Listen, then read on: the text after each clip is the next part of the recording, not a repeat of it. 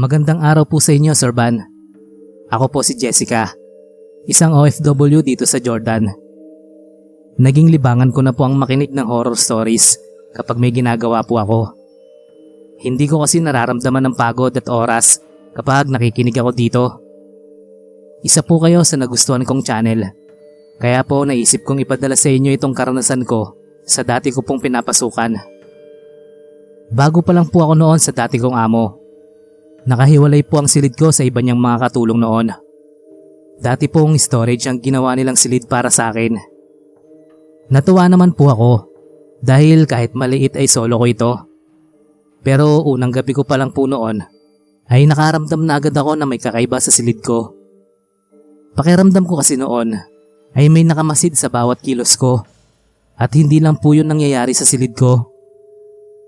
Kapag mag-isa lang po akong nasa kusina ay may naririnig po akong mabibigat na yabag. Kapag nililingon ko naman kung saan ito naririnig ay wala namang tao. Kapag nasa silid naman po ako at matutulog na ay naririnig ko po yung mabigat na yabag na pabalik-balik na naglalakad doon pa mismo sa tabi ng higaan ko. Akalain niyo po kung anong klaseng kilabot ang naramdaman ko ng mga oras na yon. Pilit ko lang po itong iniignora dahil baka lalo lang ako nitong takutin. Wala po akong nakikitang kung ano sa kwarto ko. Basta ko na lang po itong nararamdaman. May isang beses po doon na naglalaba po ako ng mga damit ng amo ko. Nagluluto at naglilinis naman ng iba kong kasamahan. Hindi ko pa po yun nababanggit sa kanila dahil baka ikwento din nila sa amo namin. Baka masamain pa nito. Kaya inilihim ko muna sa kanila ang mga naririnig at nararamdaman ko sa bahay na yon. Nagtaka po ako noon nang tanungin ako ng kasamahan ko kung ba't daw ang ingay ko sa loob ng silid ko. Napatanga po ako kasi hindi pa naman ako nakakapasok ng silid ko simula nung umagang naglaba ako. Kaya imposible pong magkaroon ng ingay doon sa silid ko. Pero mas nagulantang po ako nang makitang nagkalat na sa sahig at higaan ko ang mga gamit ko. Para itong hinalukay na walang humpay. Sobrang pagod ko pa naman noon kaya pagkatapos ko pong magligpit ay agad akong natulog. Hindi na nga yata ako nakapaghapunan noon sa dami na ang nilabhan ko. Pero nagising na lang po ako nang may marinig na naman akong mabibigat na yabag. Sobrang dilim na po ng kwarto ko noon dahil nakalimutan kong magpailaw. May konting liwanag lang pong nanggagaling sa siwang ng pinto. Pero nawawala-wala po ang liwanag na yon na parang natatakpan ng kung ano. Doon ko lang po napagtanto na nawawala ito sa tuwing dumadaan doon ang kung anumang nilalang na nasa silid ko. Takot na takot po ako noon na gumalaw o huminga. Hindi na lang yabag niya ang naririnig ko, kundi pati paghinga nito. Para itong napakalaking tao. Dahan-dahan ko po nung hinila ang kumot at nagtalokbong po ako. Pero napahiyaw po ako nang biglang lumundo ang kama ko. Pigil-pigil ko po ang paghinga ko noon, lalo na nang maramdaman kong tumabi na siya sa akin. Naririnig ko na po ang paghinga niya sa tenga ko. Nararamdaman ko din ang unti-unting paghila nito ng kumot ko. Grabe pong kilabot ang naranasan ko ng gabing yon. Nararamdaman ko po ang paghaplos nito sa braso ko kahit nakakumot po ako. Gustong gusto ko nang sumigaw pero wala po akong lakas. Saka lang po naging maayos ang paghinga ko noon nang bumukas ang ilaw at nang yugyugin na ako ng kasamahan ko. Iinom daw sana siya ng tubig nang marinig niya ang malakas na pag-ungol ko. Nabahala daw siya, kaya niya ako pinasok. Laking pasalamat ko po nun sa kanya dahil hindi natuloy ng nilalang na yon ang binabalak niya. Labag man po sa loob ko noon na umalis ay hindi ko na natapos ang kontrata at nagpalipat na po ako.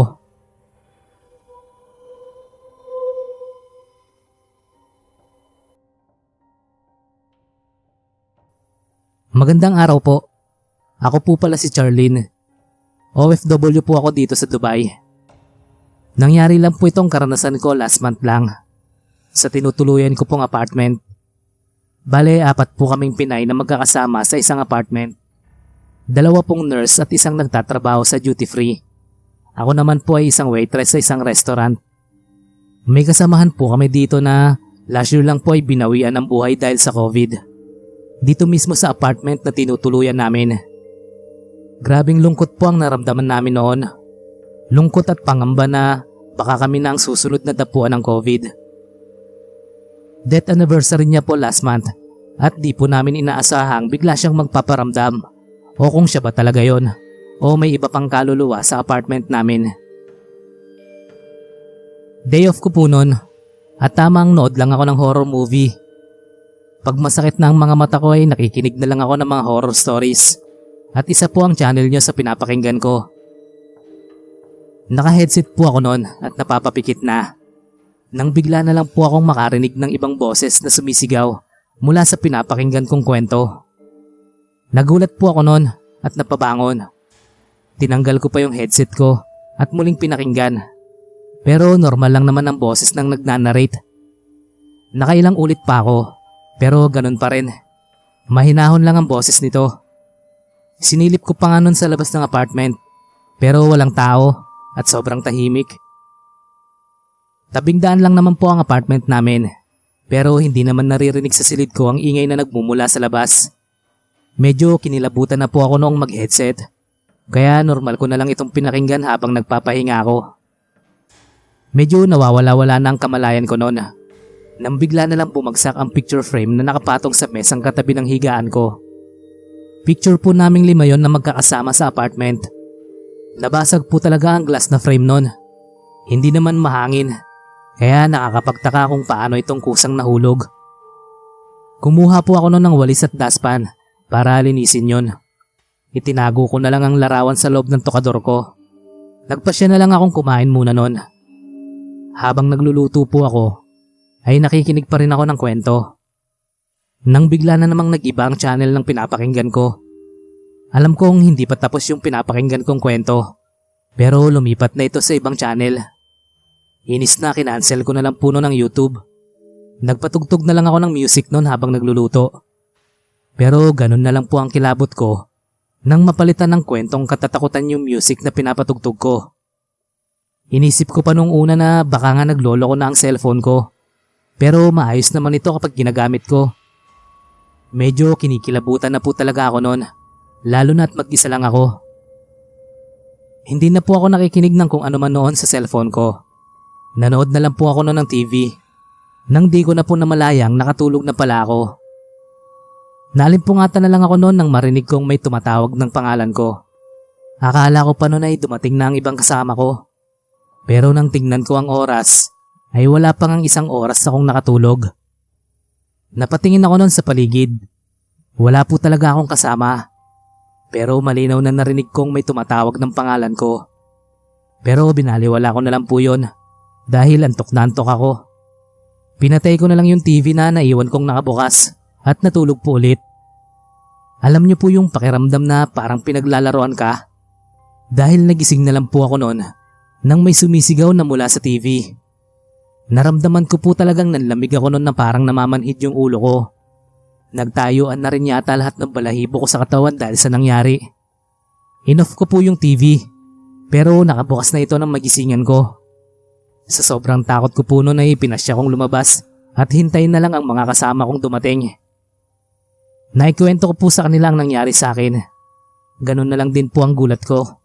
Nang sabihin nilang kahit sila daw ay nakaranas din ng kababalaghan ng araw na yon. Saka lang po namin naalalang ipagsindi ng kandila at dasalan ng namatay naming kaibigan.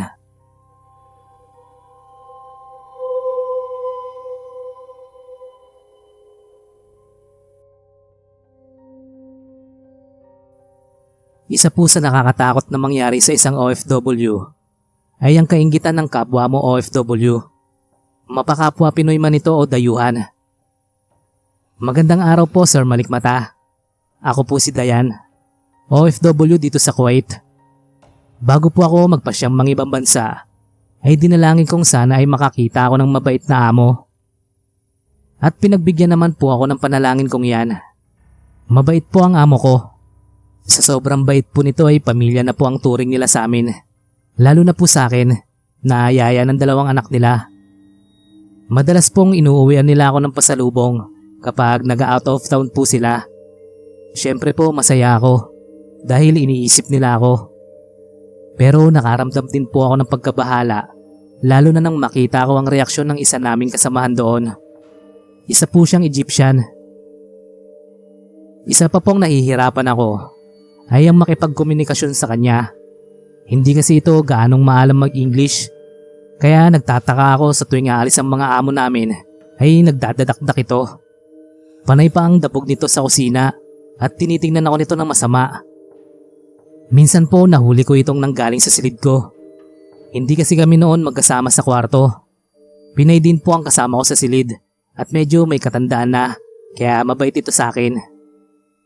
Tinanong ko po noon yung Egyptian kung anong ginagawa niya sa silid ko. Nakita ko talagang namula ang pisngin nito at dumaan yung galit sa mga mata nito. Pero ang dami niyang palusot noon. Kesyo may hinahanap daw ito o may na-misplace daw ito sa kwarto namin nung naglinis ito. Hinayaan ko na lang po siya noon para walang gulo. Pero simula po nang pumasok siya sa kwarto namin noon ay hindi na po ako makatulog ng maayos.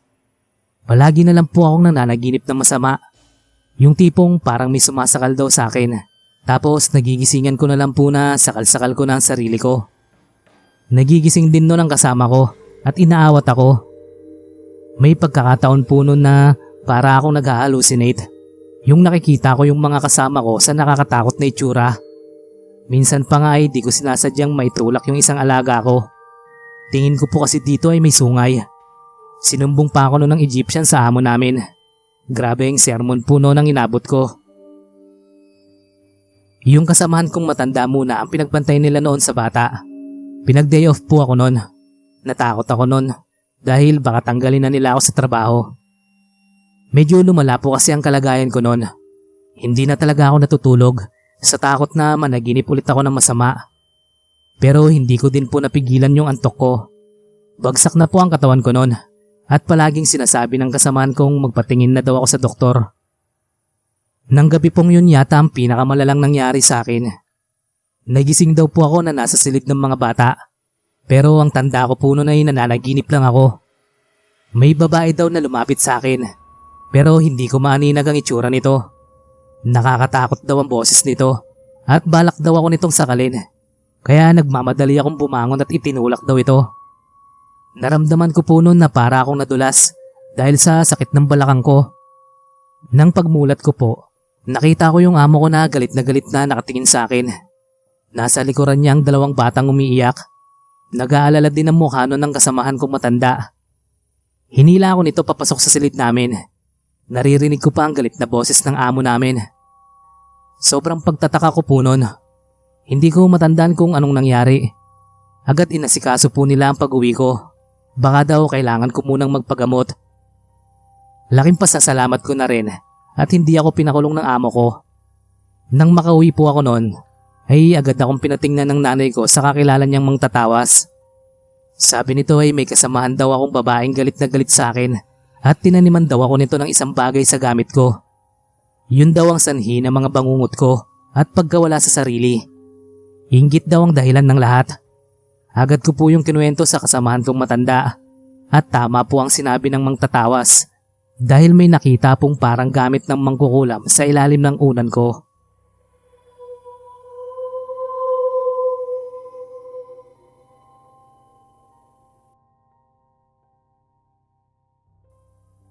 Magandang araw po. Ako po si Sarina. Matagal na po ako dito sa Japan at medyo matagal-tagal na rin po akong single. Wala po talaga akong planong magka-boyfriend. Kung hindi lang dahil sa payo sa akin ng isang kaibigang may alam sa mga elementong yan, ay single pa rin siguro ako hanggang ngayon. Pero natutunan ko na rin naman pong mahalin yung boyfriend ko ngayon, kaya wala naman po akong pinagsisisihan. Nangyari po ito mga 3 taon nang nakakalipas. Kakabalik ko lang noon sa Japan mula sa isang bakasyon. Nag-apply po ako noon ng ibang trabaho at lumipat din ng ibang apartment. Nung una maayos naman ang lahat eh. Wala naman akong nararamdamang kakaiba. Madalas gabi na nga ako noon kung umuwi dahil nilalakad ko lang mula sa pinagtatrabahuan ko. Nagsimula lang naman na may maramdaman akong kakaiba nung minsang nakitulog ako sa apartment ng kaibigan ko. May okasyon kasi noon at naimbitahan ako. Medyo napainom ng marami kaya hindi na po ako umuwi noon. Wala naman akong pasok kinabukasan. Alam nyo, doon pa lang po sa apartment niya, Parang may kakaiba na eh. Lasing po ako noon at nauna na akong matulog. Pero kahit gaano po ako kalasing, ay nagigising po talaga ako kapag nararamdaman kong may tumabi sa akin o gumalaw. At yun na nga po, halos kakatulog ko lang noon nang maramdaman kong lumundo yung higaan. Napadilat po ako noon pero medyo malabo na ang paningin ko. Nakita ko po na may isang lalaking umupo sa may paanan ko. Inisip ko po noon na si Jess yun, kaibigan ko. Siya na rin po ang nobyo ko ngayon. Hinayaan ko lang po siya dahil baka ako inaantok na din. Sa amin po wala nang mali siya dahil matagal na po kaming magkaibigan at sanay na rin po kaming magkakatabi minsan kung matulog. Pero kakaiba po yun dahil pakiramdam ko ay humiga ito sa likuran ko at niyapos ako. Naramdaman ko pa ang paghaplos nito sa braso ko. Nang anyong iwawaksi ko na sana ang kamay nito, ay nagulat ako nang mapabaling ako dito. Walang tao. Mag-isa lang ako sa malaking kama. Ni hindi nga nagusot ang sapin. Walang bahid na may humiga doon. Simula po noon, nararamdaman ko na lang palagi na parang may nakasunod sa akin sa tuwing naglalakad ako. Yung parang may nakamasid sa bawat kilos ko. Pagdating ko naman sa apartment, para akong may ibang kasama. Minsan yung gamit na pinapatong ko sa ganito, nalilipat kung saan. May pagkakataon pa na nanonood ako ng TV mag-isa. Bigla na lang may nagmi-miss call. Nakakakilabot kasi po yung numero na nakalagay, numero mismo ng telepono sa apartment ko. Wala po akong kasama, kaya sino namang tatawag sa akin, gamit din mismo yung telepono ko. Habang tumatagal po noon, lumalala na. Kasi kahit sa labas ako, ay tinatawagan na ako gamit ang telepono ko. Medyo natakot na ako nung umuwi ng bahay paggabi na. Baka kako may tao sa loob o magnanakaw. Tapos pinagtitripan pa ako. Minsan po tumawag ito na pauwi na ako. Kahit natatakot akong sagutin, sinubukan ko po. Walang nagsasalita sa kabilang linya, pero naririnig ko po ang paghinga nito. Dali-dali ko pong in-off noon ang cellphone ko. Nagmamadali talaga akong umuwi noon dahil baka maabutan ko pang tumawag. Pero ganun na lang ang hilakbot ko nang makitang biglang namatay ang ilaw sa sala kung saan nakalagay ang telepono. Nakapatay po ito ng iwan ko. Pero ang nakakatakot doon ay naabutan ko itong nakailaw at pinatay lang ng kung sinong nandoon sa loob. Hindi po talaga ako noon pumasok at nagpalipas na lang ako ng gabi sa malapit na hotel. Sumunod na gabi po noon ay nagpasama na ako kay Jazz para sana kumuha ng gamit. Pero pareho po kaming nagulat noon nang maabutan naming nakabukas na naman ang ilaw sa sala at may aninong gumalaw doon. Maya-maya po ay tumunog yung cellphone ko. Home ang nakalagay na tumatawag. Pinasagot ko ito kay Jazz. Medyo nanginginig na din ang mga kamay niya noon habang hawak yung cellphone. Nang mag-hello siya, bigla pong naghang at kasabay nito na namatay yung ilaw sa sala. Noong una po akala ko nanggaling lang yung nilalang na yon sa apartment nila Jazz. Pero hindi pala. Nasa apartment ko ito at sinusundan ako kahit saan. May nakapansin na nga din ditong katrabaho ko. May third eye po siya at sinabi niya sa akin may stalker daw ako. Kaso hindi tao. Sumunod na araw po noon ay pinasya ko nang umalis. Nakituloy muna ako sa apartment ni Jazz. Doon na din nagsimula ang love story namin. Noong maging kami na po, ay natigil na yung pakiramdam ko na palaging may nakasunod sa akin.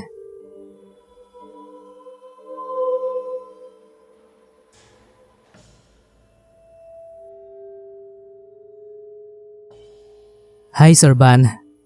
Gusto ko po sanang i-share tong karanasan ng pinsan ko na nangyari sa bansang Kuwait. Dati po siyang OFW pero ngayon po ay nasa Pilipinas na siya. Nakailang balik na rin po siya ng Kuwait. Pero itong huli po ay may nangyari sa kanya na ipinangako niyang hindi na muling babalik pa doon. Ako nga po pala si Shane at tawagin na lang po nating Tess ang pinsan ko. 40 years old na po siya at may 2 anak. Ang sabi niya ay maayos naman daw ang napuntahan niyang mga amo. Mag-asawa daw ito at may isang anak na dalaga na. Pero may isa siyang napansin sa amo niyang babae. Nahuhuli daw niyang lihim siyang tinitingnan nito ng pailalim. Ibig sabihin, lahat ng pinapakita nito sa kanya ay hindi totoo. Pero hindi na daw niya yun pinansin. Basta gagawin lang daw niya ang trabaho niya. Madalas daw silang maiwang dalawa sa bahay at minsan daw ay nawiwirduhan na siya dito. Bigla-bigla na lang daw itong nagagalit, nagwawala at nagbabasag ng mga gamit. Pero nang maimasmasan daw ito, ay parang nagulat pa ito sa pinagkagawa niya. Bigla na lang daw siya nitong ngingitian at pinapakiusapang ligpitin niya ang mga pinagtatapon nito. Minsan naman daw ay nagalit ito nang umalis si Ate Tess ng bahay. Ba't daw umalis siya nang hindi nagpapaalam? Nagtaka daw nun si ate dahil inutusan siya nitong bumili sa grocery store. Nangyayari lang daw ang ganitong mga bagay kapag wala ang asawa niya. Pag andyan naman daw ay tahimik lang ito. Pero naaabutan pa rin niya itong minsang tumatawang mag-isa. Minsan pa nga ay kinakausap nito ang sarili. Inisip daw noon ni ate na baka may tama ito sa pag-iisip. Pero maayos naman ito kapag kinakausap. Yun lang, pag sila na lang dalawa, ay may ginagawa itong hindi raw masikmura at maintindihan ni ate. Naglalakad daw ito minsan sa loob ng bahay nila ng hubot-hubad. Parang wala daw itong nakikitang kasama sa bahay. Lalabas daw ito ng silid, iinom ng tubig at magkukulong na ulit sa kwarto nito. Ang nagbigay daw ng kilabot sa kanya ay ang masilip niya ito minsan sa silid nito na napapalibutan ng kandila. Tatawagin niya sana ito para kumain pero hindi na natuloy dahil kinilabutan na daw talaga siya sa nakitang ginagawa nito. Nakahubad daw ito na nakadapa sa sahig. Pinapalibutan ng nakasinding kandila para daw itong may inoorasyonan. Hinintay na lang daw ni Ate Tess na akusa itong lumabas ng silid para kumain. Inihanda na lang daw niya ang pagkain nito at naglagi na siya sa silid niya. Agad noong nagkwento si ate kina tita. Kaya nangilabot din kami noon nang malaman na ganun ang amo niya. Sinabihan siya noon ni tita na kung pwede siyang magpalipat ng amo. Pero hindi daw ganun kadali dahil may kontrata siya. Hindi naman daw siya nito sinasaktan o ginagawa na masama. Pero nabahala pa rin kami. Paglabas daw noon ng silid ni ate ay naabutan na niyang kumakain ng amo niya na parang walang nangyari. Nakangiti pa daw itong tumingin sa kanya at inalok siyang kumain. Hindi na daw nakatanggi si ate nang kulitin siya nito. May pinatikim pa daw ito sa kanya na di alam ni ate kung saan nanggaling. Ayaw daw sana niya pero ayaw din niyang masira ang magandang mood ng amo niya.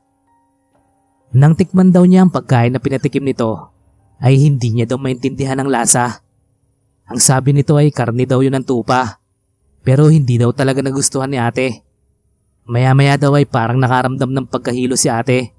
Hindi niya daw maalala o matandaan kung ilang oras siyang nawalan ng malay. Pero nagising daw siya sa sarili niyang higaan at nakatunghay daw sa kanya ang amo niyang babae. Nang maalala daw niya ang kinain, ay bigla na lang daw humilab ang tiyan niya at nasuka daw siya. Grabe daw ang hilakbot ni ate nang may makitang buhok-buhok doon sa sinuka niya. Nang lingunin niya daw ang amo niya, ay wala na ito sa silid niya. Sobrang hilab daw ng tiyan niya noon. Hanggang kinabukasan daw ay hinang-hina ang pakiramdam ni ate. Para daw siyang nauubusan ng enerhiya at hindi niya magawang makabangon man lang sa higaan niya. Nagtataka daw siya kung bakit parang wala lang daw sa mag-anak ang nangyayari sa kanya. Pinagluluto pa daw siya at pinapakain ng babaeng amo. Pero sa tuwing kakain daw siya ng luto nito, ay nakakaramdam siya ng matinding panghihilab ng tiyan at sinusuka na daw niya ang kinakain niya. Nagmamakaawa na daw siyang dalhin sa ospital noon. Pina-check up naman siya ng among lalaki at lumabas na dehydrated lang siya. Kaya agad din siyang pinauwi na maresetahan ng gamot. Pero para kay ate, nang mga oras na yun daw ay may nararamdaman na siyang kakaiba. Parang hinahalukay daw ang bituka niya. Panay na ang kontak niya noon dito sa amin. Nabahala na din talaga sa kanya sina tita. Kaya nang muli daw tumawag dun si ate kina tita, ay pinakiusap daw siya nito sa isang manggagamot. Ang bilin ng manggagamot sa kanya ay wag daw niyang tatanggapin ang binibigay nitong pagkain o wag niyang ipahalata sa mga itong hindi niya kinakain. Para daw kasing inuunti-unti siyang lasunin ng amo niya. Kung kaya niya daw na tubig lang na may asin ang ilaman niya sa tiyan niya ng mga 3 araw, matatanggal sa katawan niya ang nilalagay ng amo. Kung maaari din daw na umalis na siya doon dahil parang may binabalak daw gawin ng amo niya sa kanya. Buti na lang daw talaga at hindi kinuha ng mga ito ang passport niya. Nakahingi siya noon ng tulong sa isang kakilala niyang Pinay. Buti din talaga at tinulungan siya nitong makalis doon. Hindi alam ni tita kung ano bang meron sa pamilyang yon. Para daw miyembro ng isang kulto. Mukhang may sayad din daw ang amo niyang babae. Hindi na daw niya alam kung ano ba talaga ang mga amo niya. Ang importante, nakaalis daw siya ng ligtas at nangakong hindi na babalik ng Kuwait.